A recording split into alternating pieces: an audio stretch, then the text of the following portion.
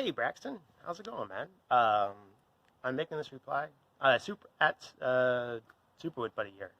I'm making this reply to your dilemma. Um, yeah. So let me jump in and just give my summation of your dilemma because the video goes really long.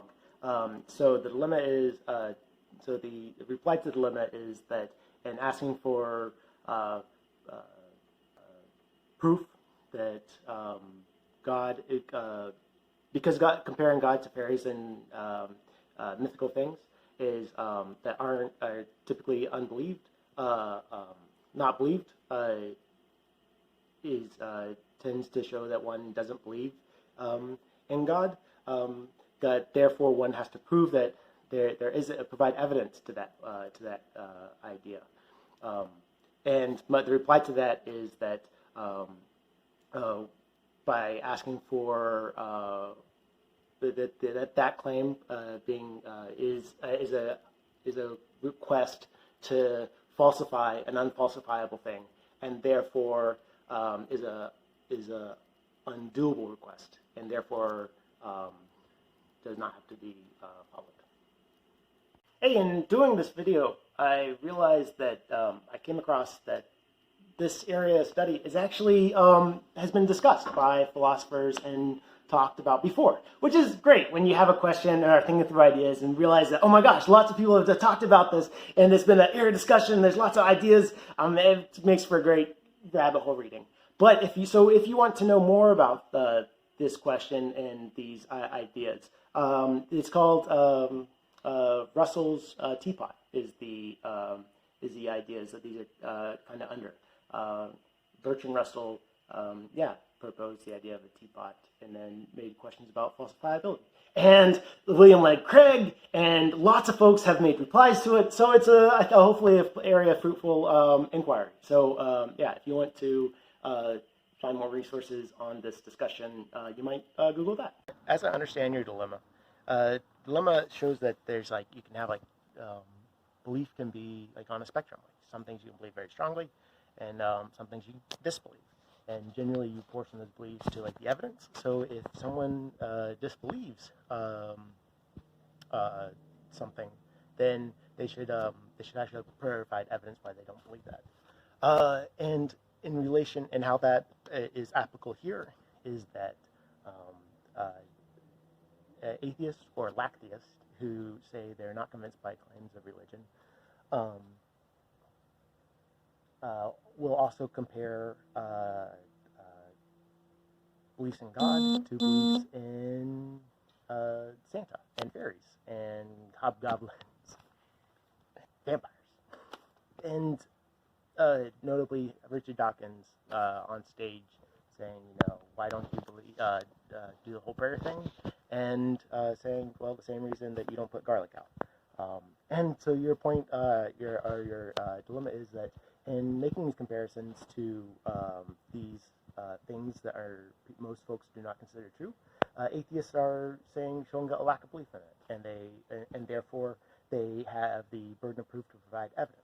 So you can either make these comparisons of belief in a God or Christianity to these mythical things, or you can be a lactheist, but you can't be both, because one, you're showing that you have a disbelief, but you're not providing burden of proof. And the other is saying that you just don't believe, so you don't have a burden of proof.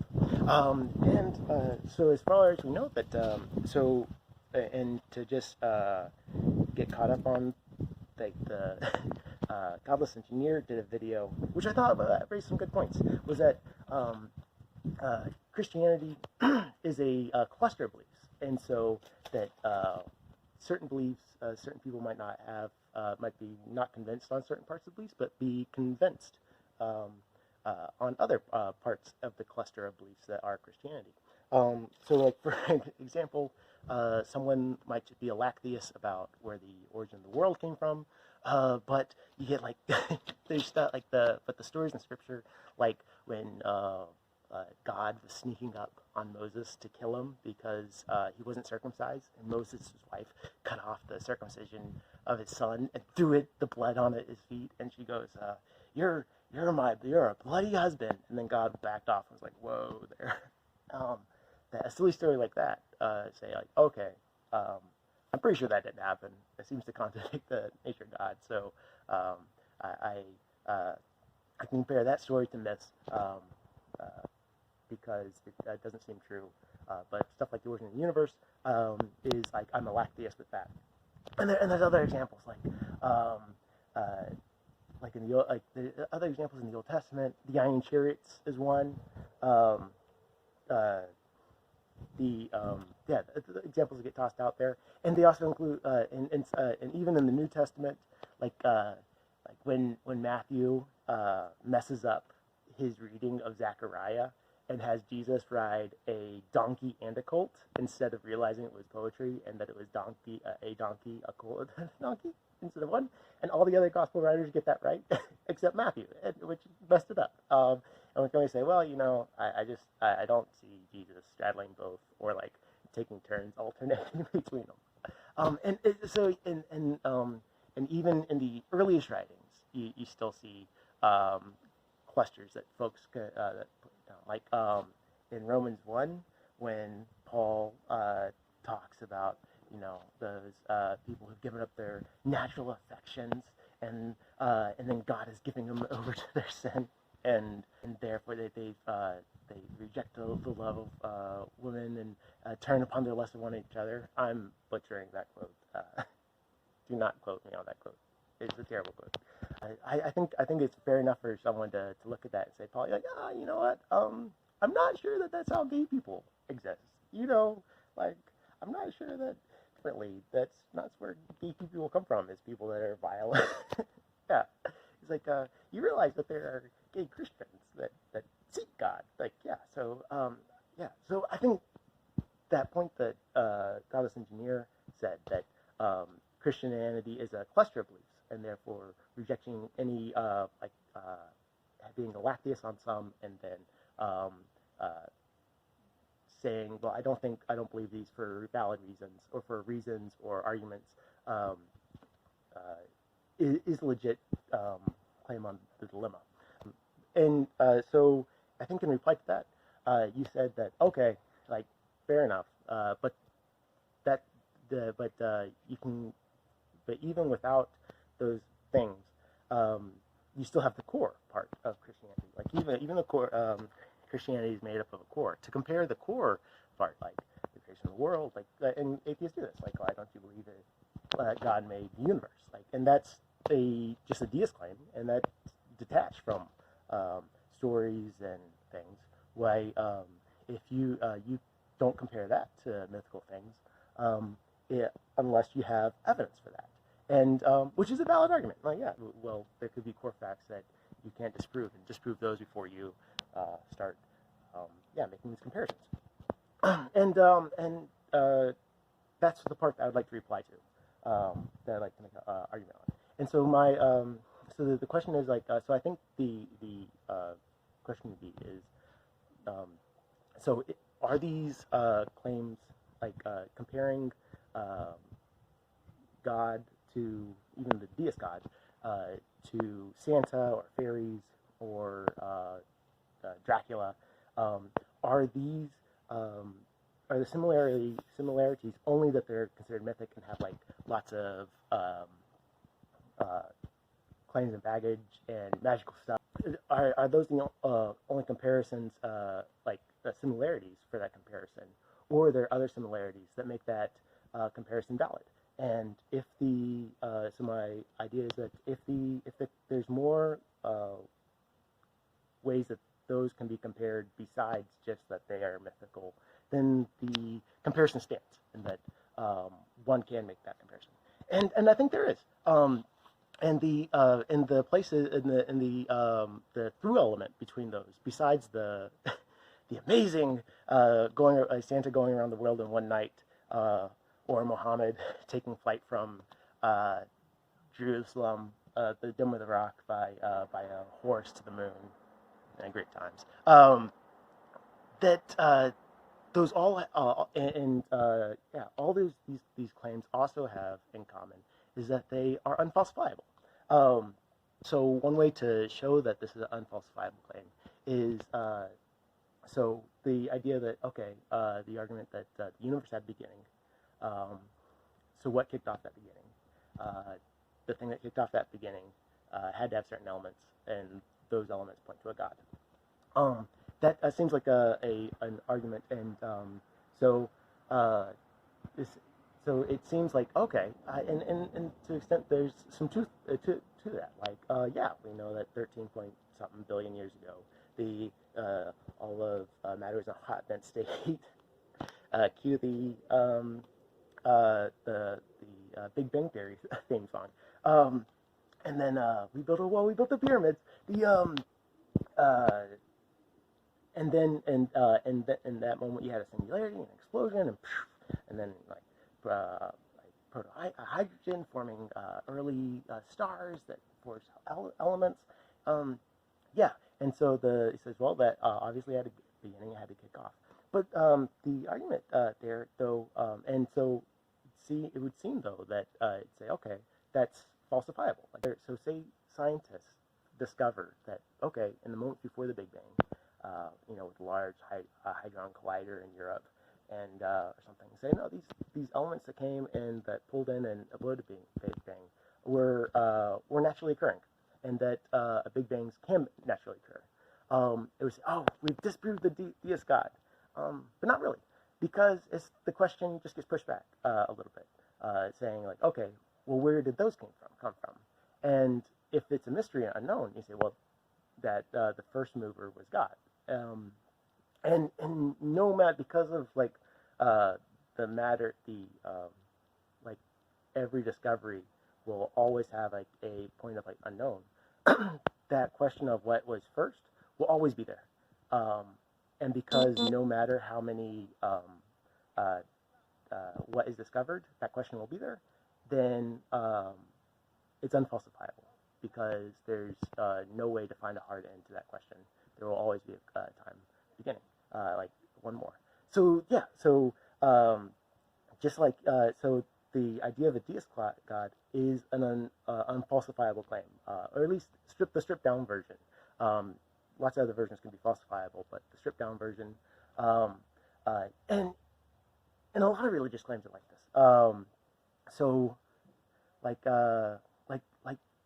and Santa is like this. Like as a kid, like you get told like, hey, that I would say like a kid is late to the news that Santa is fake, and so the other kids in the class tell him like, hey, yeah, Santa is your parents, and he goes, no, it isn't. Like my parents sleep in their bedroom, and like this, yeah, I saw the cookies get chewed, and there were carrots that were nibbled on. And the nature of Santa, like, keeps you from being able to know 100% certain. Like, is there any way to prove for 100% certainty that Santa doesn't exist? And there isn't. You can, because like if someone went to the North Pole, you can say, well, they're invisible. And if you say, well, I didn't get presents this year, well, you were pretty naughty. And I think that actually happens in real life. Like you have like the 12-year-old cross, like walking to school on the brisk fall morning, and all of a sudden like that thought pops in his head of like, or their head like, oh, it's Christmas is coming, and then that little throwback thought of like, oh my gosh, what will Santa bring me? And then all of a sudden like that mystery and joy, and then all of a sudden that realization of like, oh gosh, no, I don't believe in Santa. But then that little inkling, like, what if there really is a Santa? Yeah, and so human experience really can have those falsifiable things, unfalsifiable things. So I think the rub on this, though, where this seems insincere, is because where there are is because we're comparing religion, which a lot of people consider true, to these other mythical things, which most folks don't think are true. So unfalsified. So the unfalsifiable thing of religion that a lot of people consider true, to a lot of other unfalsifiable things that people consider untrue. So yeah, so religion to vampires or fairies or Santa. Yeah. Oh, and unfalsifiability. Sorry, tangent. Unfalsifiability is used in pop culture. So, for example, the miracle on 34th Street. You have this idea that this kid knows that there's no Santa, and there's the Santa in in the store Santa, and the store Santa has his own suit, and gets good gifts, and got the doctor an X-ray machine, and then had the exact house, and and so the opening question is like, is Santa real and actually active, or was that just an old man with money and eccentric? And so that uncertainty actually finds its way into pop culture, which is fun. It's interesting to use. So I think the rub is that making a comparison of this thing that is unfalsifiable that people consider true to things that are unfalsifiable that people consider untrue. So it seems like atheists or lactheists are begging the question. So one way we can check this is we can twist the argument around. We can substitute something in that is people consider true but is unverifiable into the argument, and see if the argument still holds up. Because if most people are considered true but it's unverifiable, we won't be begging the question by comparing it to something false, and we'll see if the argument holds up. And so there's actually stuff like that. There's so back in the 1930s, there was a lot of work being done on something called set theory, and it was a area of mathematics. So mathematics was doing a lot of different things, and you had a lot of new discoveries and the areas of infinities, and you had a lot of paradoxes and stuff going on that were unsettling a lot of thought in mathematics. So there's a movement in mathematics to try to ground mathematics, to put in a foundation and then build from there. This area study could be grounded and actually know that it's actually true. And so there's a huge amount of work being done. So there's something called set theory, where they were going to take a group, going to have a set of axioms, and only true axioms that were verified and legit, solid, were going to be allowed in the system. And from this set of ideas, build and establish and ground other parts of mathematics. I'm not a mathematician. I could be butchering this. If you want to Google this, the terms you search are mathematical incompleteness and Godel's theorems. This was a huge amount of work. Several books published, in this area of study. But a mathematician, a young mathematician, named Frank Godel. Sorry, I check my notes. He Kurt Godel, not Frank Godel, Kurt Godel. Sorry, Frank. Or sorry, Kurt. Kurt Godel. He did a couple of theorems and proofs, and showed that this area of study wasn't going to work, because he showed that his theorem showed that even a system, even a system that a mathematically verified system, even one of those, there will be things in the system that are true that cannot be verified. It's called mathematical incompleteness. That there will be truths in the system that are 100% true, but you will not be able to get to those truths through legit axioms, which is counterintuitive. The fact that there can be true things that are very unverifiable. Yeah, there can be truths that you can't know are 100% are true, but they are that is actually a real thing. It's and the same with unfalsifiability, that that something could be false and you can never prove it that it's false. Yeah, it's ridiculous. Why should this be the way it is? Suggestions for things that might fall into this category. So one of them is Goldbach's conjecture, which is that every integer over 2 is formed by the sum of two other integers. So integers are just counting numbers. So like 1, 2, 3, 4, 5, 6, 7, 8, 9, 10. So 5 is a summation of 2 prime numbers, 2 and 3.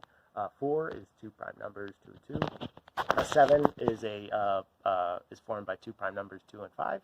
And so this conjecture has been proved, like just by doing the work, by like the grind of addition all the way up. This has been proved all the way to 4 times 10 to the 18th power.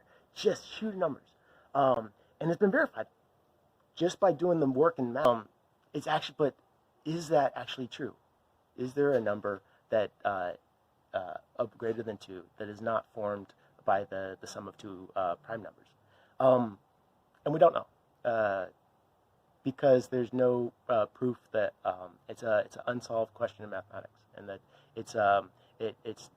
there's no proofs to show that that's true. You can brute calculate and go through numbers, but because there's an infinite amount of numbers, you can never count all numbers. So you don't know, or it's not known. And so a proof or a theorem to prove that needs to be presented, and that hasn't. And there's a question of like, is this one of those things that's it's a true thing, but unverifiable? One of those things. So let's take the argument that like Richard Dawkins on the stage said, why don't you believe in prayer? This is the same reason I don't believe in, I don't put out garlic for vampires. And let's substitute and change out the vampires with gold box conjecture. And so the student says, "Oh, why don't you believe in prayer?" And he says, "The same reason I don't say that gold box conjecture is true." Yeah. And we see, does that have the same emotional power or the same legitimacy as an argument that the comparing it to fairies and Santa does? And I think it does. Yeah, like it still communicates that the essence of the question, that there are you don't know, and therefore to like your proportion that you're at, like have a level of certainty, or you're taking actions on an unknown without having it actually secure. So I think that comes across pretty well in that argument. Yeah, and so so I think from that, I think we can show that shows, because we can substitute in something that's unknowable but considered true into the argument. It shows that the argument isn't, and the argument still holds up. I think it shows that the comparison is legit. It's not begging the question. On the whole, it actually is a legitimate critique of showing the similarity of unfalsifiable or unprovable things to the arguments for deism. Yeah. So yeah, and with unfalsifiable arguments, it's actually really interesting. Unfalsifiable arguments have a few things that are unique. So like, there's being able to falsify something. You can falsify an argument, but there has to be a couple different criteria met. In general, I'm not a philosopher. I don't know. But as far as I understand, and one of them is that you have to have both parties in the argument have to have a discussion, agreement of what falsifiable will mean, or like what the thing being discussed, and if things change. So, and the power of falsifiability doesn't rely, isn't in like the person making the claim falsifying against something. It's actually with the person holding the claim. So that was probably a confusing way of saying it, but let's break down like this. Like say you have like say you have a really stubborn kid that refuses to not believe in Santa, and you say, well, kids, you could, and the kid says that, I believe, like I hear the boots on my house. My battery's dying. Let's go inside and finish recording this. All right, we're back. Yeah, so unprovability or unfalsifiability. Sorry, unfalsifiability rather is what up, little kitty? I'm making a video. The there might be noise. I'm sorry. I need a cat. The unfalsifiability rests with the person of the belief. Like whoever has the belief in a claim can decides when the belief has been falsified, which is counterintuitive. You think with the person given the argument couldn't say your belief has been falsified, Shazam. But that's not, interestingly enough, that's not how that works. The person holding the belief is the one who decides when it's falsified. So, in general, because it's a group of couple people, and so if to have the belief falsified, you actually have to have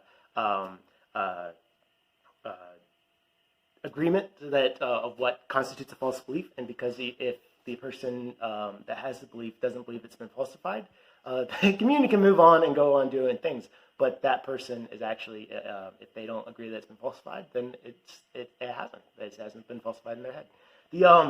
Which is counterintuitive. So you can actually have. So imagine.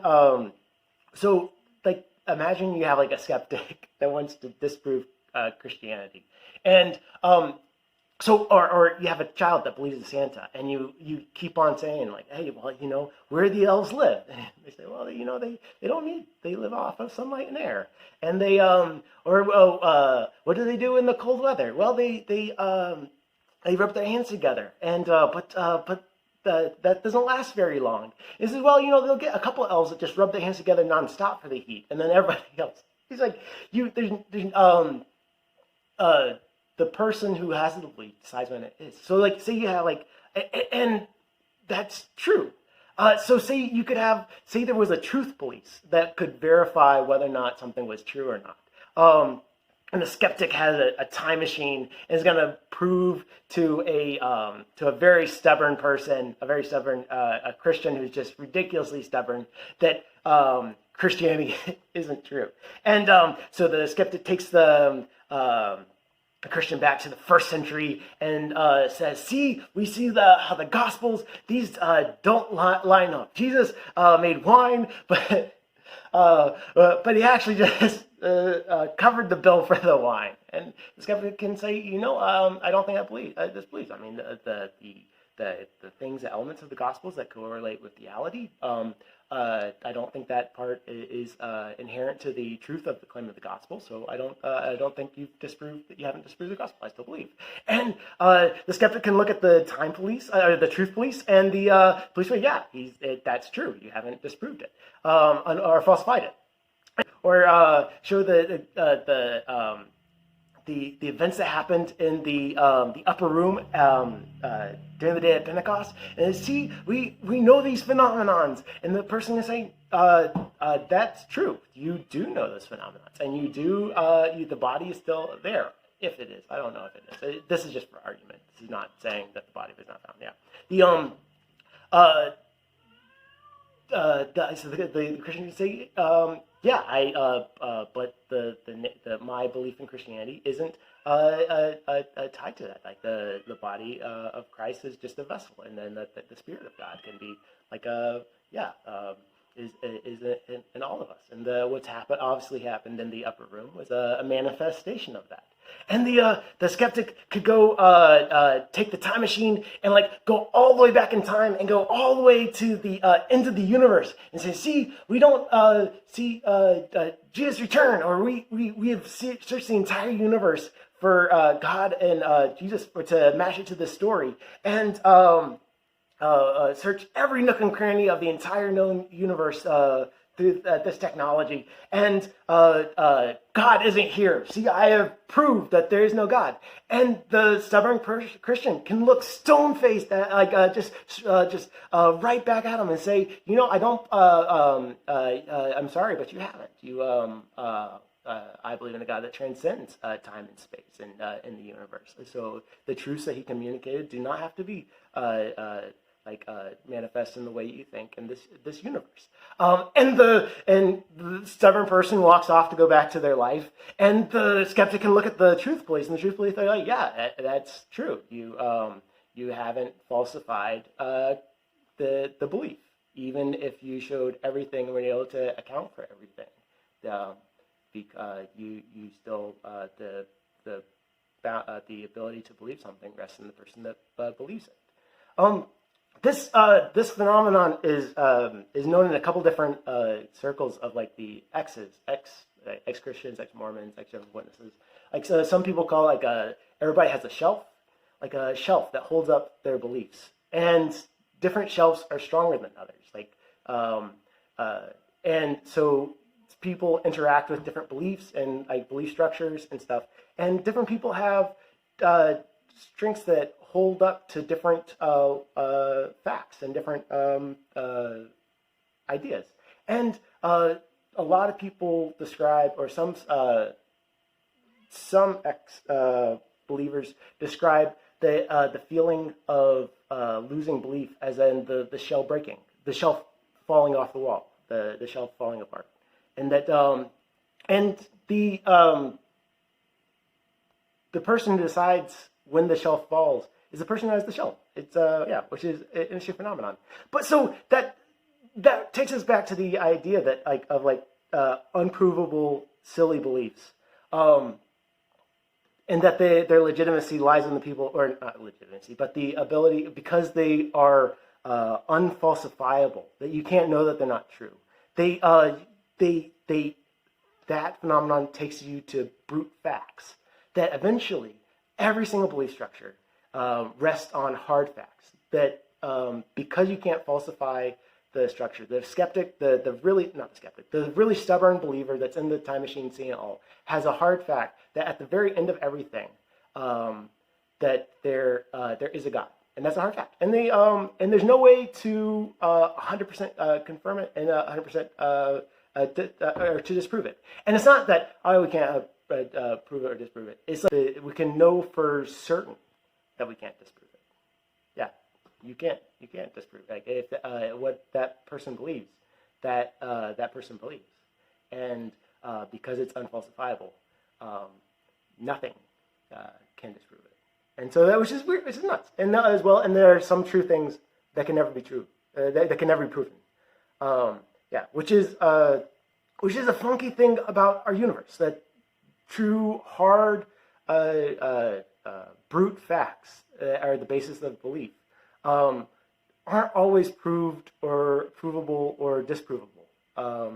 The Christian believing that the basis of everything, that there is a God at the start of the world, and the atheist brute fact that matter and energy is a brute fact, but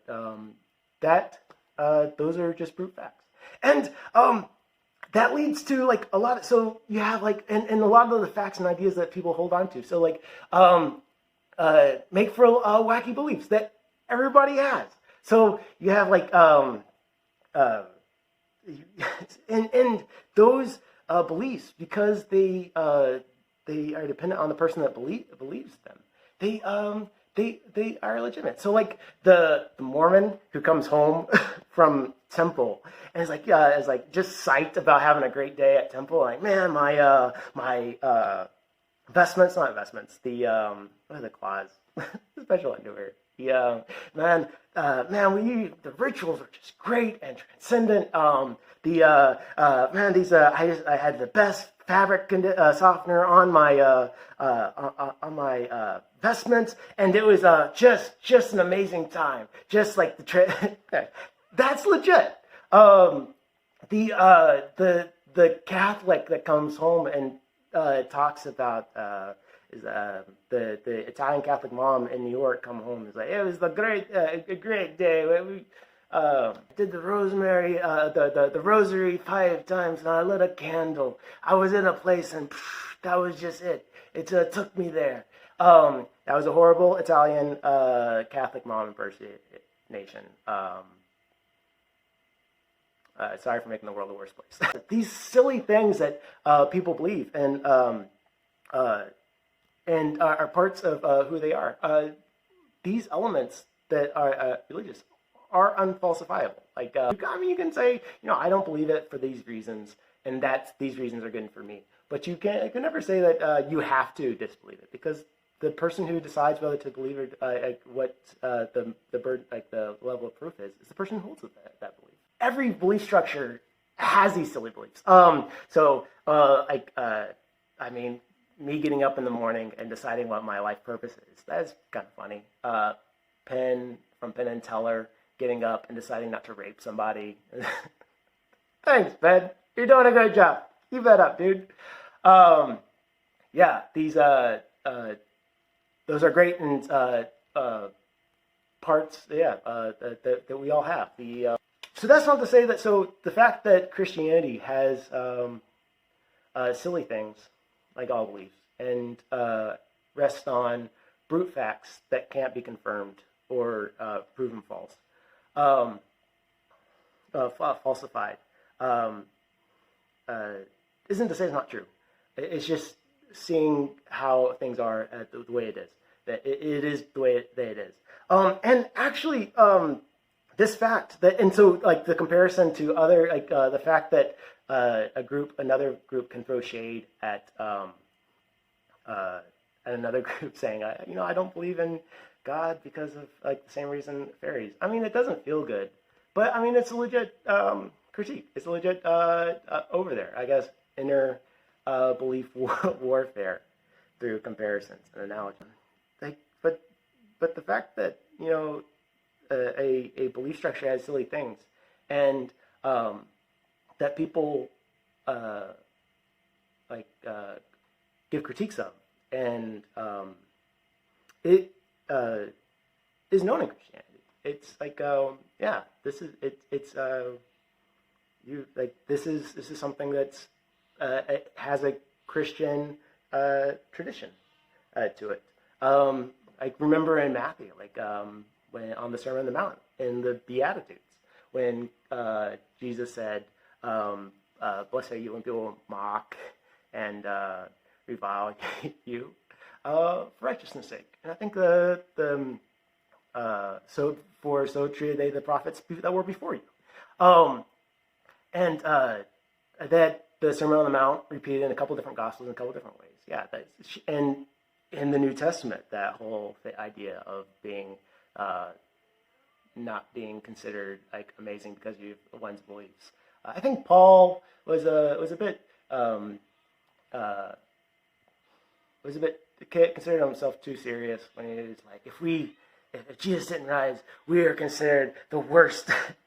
That to consider the most sorrowful of all people. What was his quote? I'm butchering that one too. Sorry. Also not a theologian. Prophets. And like the idea, making fun of the prophets.